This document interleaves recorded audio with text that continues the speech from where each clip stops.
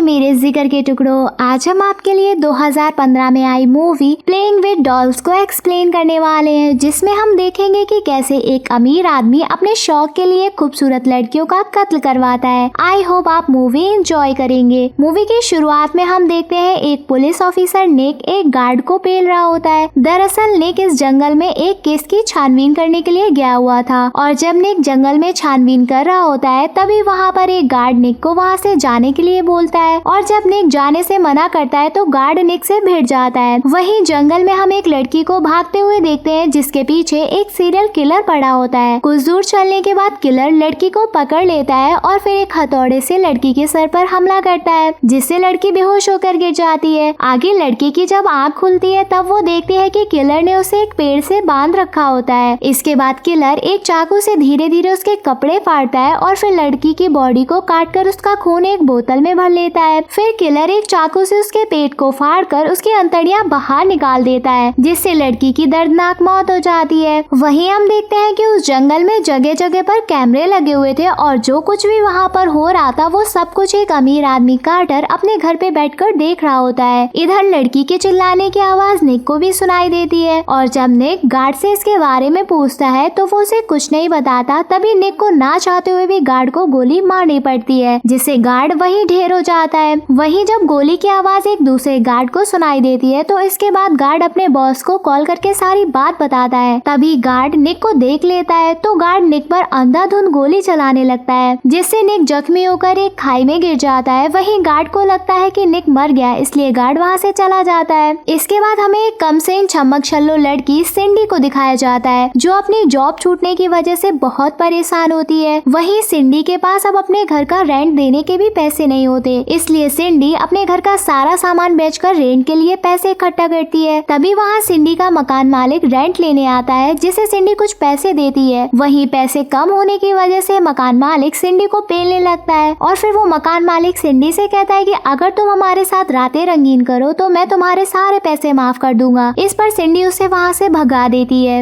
वहीं आगे सिंडी जब अपने बॉस के पास पैसे मांगने जाती है तो वहाँ बॉस की बीवी सिंडी को देखते ही घरे आने लगती है और फिर सिंडी को वहाँ से भगा देती है। दरअसल सिंडी ने अपने बॉस को अपने हुस्न के जाल में फंसा रखा था इसलिए बॉस की वाइफ सिंडी को वहाँ से भगा देती है। इसके बाद सिंडी घर जाकर अपने कर्मों के बारे में सोच सोच कर बहुत रोती है। तभी हम देखते हैं कि सिंडी के घर पर डोरबेल बजती है और जब सिंडी बाहर जाकर देखती है तो उसे वहाँ एक बॉक्स मिलता है। वहीं सिंडी जैसे ही बॉक्स को खोलने वाली होती है तभी सिंडी के पास एक लड़की की कॉल आती है जो सिंडी को एक जॉब ऑफर करती है। वो लड़की सिंडी को बताती है कि तुम्हारी जॉब शहर से दूर एक घर में है जिसकी तुम्हें देखभाल करनी है और फिर वो लड़की सिंडी से कहती है कि मैंने आपको एक गाड़ी की चाबी भेजी है जिसे लेकर तुम हमारे बताए हुए एड्रेस पर आ जाओ। अब यहाँ सिंडी को जॉब लगने की खुशी भी होती है और उसे कुछ हैरानी भी क्योंकि आज तक उसे किसी ने ऐसे जॉब ऑफर नहीं की थी। लेकिन सिंडी बहुत बुरे वक्त से गुजर रही थी इसलिए सिंडी बिना कुछ सोचे समझे बाहर खड़ी गाड़ी को लेकर चली जाती है। वहीं सिंडी को भी अंदाजा भी नहीं होता है कि वो किस मौत के खेल में फंसने जा रही है। आगे सिंडी जैसे तैसे करके उस लड़की के बताए हुए एड्रेस पर पहुंच जाती है। वहां सिंडी एक घर में जाती है जो कि एक खंडर में बन चुका था। तभी सिंडी उस घर को देखकर थोड़ा डर जाती है लेकिन फिर भी सिंडी पैसे की मजबूरी की वजह से इस जॉब को करना चाहती थी। वहीं हम एक बात नोटिस करते हैं कि सिंडी की हर हरकत कैमरों की नजर में होती है। इसके कुछ देर बाद एक लड़की निंजा अपने पास एक आदमी के साथ वहाँ आती है और फिर निंजा सिंडी को एक पुराने आलीशान घर में ले जाती है जिसे देखते ही सिंडी बहुत खुश होती है। तभी निंजा उसे उस घर के अंदर ले जाती है और फिर सिंडी को उस घर की सारी खूबियों के बारे में बताती है। निंजा सिंडी को बताती है कि इस घर में कैमरे जगह जगह पर लगे हुए हैं इसलिए परेशानी की कोई बात नहीं है क्योंकि कैमरे सिर्फ मकान मालिक के आने पर ही ऑन होते हैं। वही निंजा सिंडी को बताती है कि तुम्हें इस घर में इंटरनेट और फोन के बिना ही रहना होगा। इसके बाद निंजा वहाँ से चली जाती है। वहीं अब सिंडी की हर तरह से मौज हो जाती है और वो खुशी से चिल्लाने लगती है। इधर हम कार्टर को देखते हैं जो कैमरे से सिंडी को देख रहा था। दरअसल सिंडी इनकी अगली शिकार होती है जिसे ये लोग बड़ी बेरहमी से मारने वाले थे। अगले सीन में हम देखते हैं कि सिंडी रात को जब अलमारी खोलती है तब सिंडी वहाँ बहुत सारे कपड़े देखकर खुश हो जाती है। वहीं हम देखते हैं कि अलमारी के ऊपर से किलर सिंडी को ताड़ रहा होता है जो कि इसी घर में रह रहा होता है और जब सिंडी सभी कपड़े एक एक करके पहनती है तभी कार्टर भी कैमरे से सिंडी को देखकर आंखें सेक रहा होता है। वहीं कार्टर एक बोतल पर सिंडी के नाम का लेबल लगा देता है। इसके बाद सिंडी जब बाथरूम में नहा रही होती है तभी किलर सिंडी को मारने के लिए जाता है, लेकिन ठीक समय पर कार्टर उसे रोक देता है। लेकिन किलर फिर भी उसे मारने जाता है। तभी कार्टर उसे फिर से जेल में डालने की धमकी देता है, जिससे किलर गुस्से में वहाँ से चला जाता है। मतलब कि गाइस, कार्टर इतनी जल्दी सिंडी को नहीं मारना चाहता था। आगे अगली सुबह सिंडी जब घर से निकलती है तभी उसका पैर एक मरी हुई बिल्ली के ऊपर पड़ जाता है, जिससे सिंडी बहुत डर जाती है। वहीं हम किलर को एक टूटे फूटे घर में देखते हैं, जहाँ बहुत सी लड़कियों के बॉडी पार्ट कटे हुए टंगे होते हैं। दरअसल कार्टर एक बहुत बड़ा क्रिमिनल होता है जो लड़कियों को मारकर उनके बॉडी पार्ट को बेच दिया करता था। इसलिए कार्टर ने इस काम को कराने के लिए एक सीरियल किलर को जेल से बाहर निकाल कर अपने साथ रखा था। वहीं रात को जब सिंडी सो रही होती है तभी वो किलर सिंडी की बॉडी को अपने चाकू से सहलाने लगता है, और जैसे ही सिंडी की आंख खुलती है तो सिंडी को वहाँ कोई नहीं दिखाई देता। इसलिए सिंडी पूरे घर को चेक करने लगती है, और जब सिंडी घर के बाहर जा रही होती है तभी उसे फर्श पर एक डॉल पड़ी मिलती है, जिसे उठाकर सिंडी टेबल पर रख देती है। लेकिन जब सिंडी बाहर से वापस आती है तभी सिंडी को वो डॉल फिर से जमीन पर मिलती है। अब यहाँ सिंडी की पूरी तरह से फट जाती है। वहीं सिंडी को लगता है कि ये उसका बहम है और सिंडी कमरे में जाकर सो जाती है। आगे अगले दिन जब सिंडी घर के बाहर एक बाथटब में नहा रही होती है तभी हम किलर को देखते हैं जो सिंडी को नहाते हुए देख रहा होता है, और जब सिंडी की नजर उस पर पड़ती है तब वो एक पेड़ के पीछे छिप जाता है। वहाँ सिंडी को सोच ही रही होती है कि तभी वहाँ खून से लथपथ निक आ जाता है, जो सिंडी पर गन तान देता है, जिससे सिंडी की सिटी पिटी गुल हो जाती है। वहीं निक सिंडी से पूछता है कि उसके साथ घर में कौन कौन है, तो सिंडी उसे बताती है कि वो घर में अकेली रहती है, और तभी निक जख्मी होने की वजह से बेहोश हो जाता है। आगे हम देखते हैं जब निक की आँख खुलती है तब सिंडी उसकी मलहम पट्टी कर रही होती है। तभी निक सिंडी को बताता है कि मैं यहाँ एक मर्डर की छानबीन करने के लिए आया था, पर अचानक किसी ने उस पर हमला कर दिया, जिससे वो जख्मी हो गया। इधर कार्टर जब निक को देखता है तब कार्टर निक को मारने के लिए अपने आदमियों को भेजता है। वहीं निक सिंडी को बताता है कि मैं जिस किलर को पकड़ने आया हूँ वो बहुत ही बड़ा क्रिमिनल है, जिसे किसी ने जेल से निकालकर इस जंगल में रखा है, जो लोगों को बहुत ही बेरहमी से मौत के घाट उतार रहा है, इसलिए मैं उसे रोकने आया हूँ। इसके बाद निक सिंडी से अपनी जैकेट मांगता है, तो सिंडी उससे कहती है कि मैंने जैकेट वॉशिंग मशीन में डाल दी है। तभी निक जल्दी से अपनी जैकेट वॉशिंग मशीन से निकालता है और फिर जैकेट से एक फोक बम को बाहर निकालता है और उसे घर के बाहर रख देता है। तभी वहाँ कार्टर के गुंडों की फौज आ जाती है, जो निक पर गोलियां चलाने लगती है, और निक उनसे बचते हुए जंगल की तरफ भाग जाता है। इधर किलर भी सिंडी को घर में अकेला पाकर उसकी तरफ जाता है, और वहीं सिंडी अपनी जान बचाने के लिए निक का फोक बॉम्ब लेकर जंगल में भागती है। वहीं आगे सिंडी से भागते भागते बॉम्ब जमीन पर गिरकर फट जाता है, जिससे किलर को कुछ देर तक दिखाई नहीं पड़ता है, और सिंडी एक पेड़ से टकराकर गिर जाती है। दूसरी तरफ निक एक एक करके सभी गुंडों को मार गिराता है। वहीं कार्टर को लगता है कि अब निक भी उसे पकड़ लेगा, इसलिए कार्टर अपना बोरी बिस्तरा बांधकर भाग जाता है। इसके बाद किलर भी सिंडी को उठाकर अपने साथ जंगल में ले जाता है, जहाँ किलर सिंडी को एक पेड़ पर उल्टा लटका देता है, और फिर किलर एक लकड़ी के बड़े टुकड़े को सिंडी की बॉडी के पीछे घुसाने लगता है। तभी निक सही समय पर आकर किलर को गोली मार देता है, जिससे किलर जख्मी होकर वहीं गिर जाता है। तभी सिंडी भी गोली की आवाज सुनकर होश में आ जाती है और वहाँ से भागकर एक रोड पर आ जाती है, जहाँ उसे रास्ते में एक कार मिलती है, जिससे सिंडी लिफ्ट मांगती है। वहीं गाइस, इस कार में और कोई नहीं बल्कि कार्टर होता है, जो सिंडी को अपने साथ गाड़ी में लेकर चला जाता है, और इसी के साथ मूवी खत्म हो जाती है। गाइस, इस फिल्म की आगे की कहानी भी है जो नेक्स्ट पार्ट में कंटिन्यू होगी। अगर आप उसको भी देखना चाहते हैं तो हमें कमेंट करके जरूर बता दीजिएगा, हम जल्दी ही आपके लिए वो भी लेकर आ जाएंगे। आई होप मेरे जिगर के टुकड़ों आपको मूवी की एक्सप्लेनेशन पसंद आई होगी। हमारे चैनल को ऐसे ही प्यार देते रहिए। चलो जल्दी से कमेंट करके बताओ आपको मूवी कैसी लगी। लाइक शेयर करना मत भूलिएगा। I love you.